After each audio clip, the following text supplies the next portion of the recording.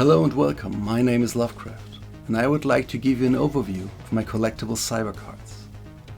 I've always been a huge fan of everything cyberpunk.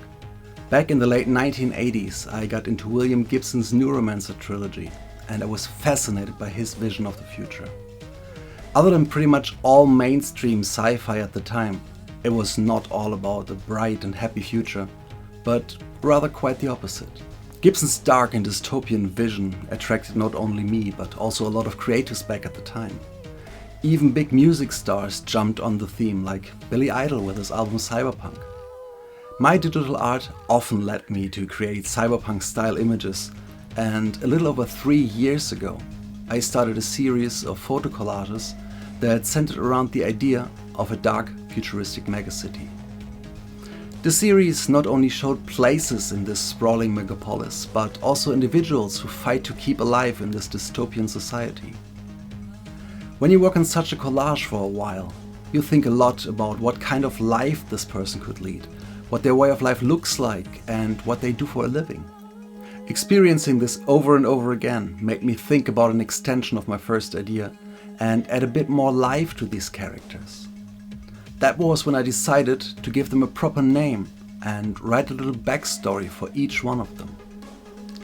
With all these thoughts, I ended up developing the concept further toward a collectible card set. At this point, it helped a lot that I used to love playing pen and paper role-playing games when I was a lot younger. So I let this experience play into the design for the trading cards. Each card now not only has the name and background story of the character on it, but you will also find the character class or role. Here you will find typical kinds of cyberpunk RPG characters like muscle, runner or fixers. There is a total of 6 of these roles, and I will make another video to introduce each one of them in a bit more depth. Next to this info, you can also find out about their origin and their character specs.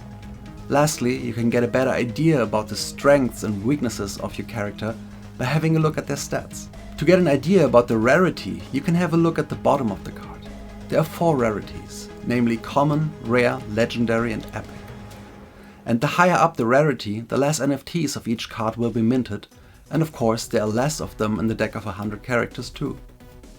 Speaking of the numbers, yes, there are 100 individual characters in the deck, but there's also 15 video cards and 1 unique brain key card to be found.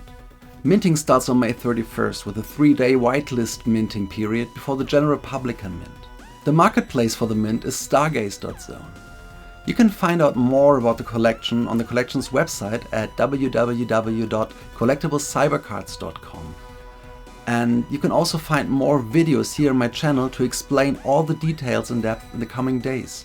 So you might want to subscribe to this channel.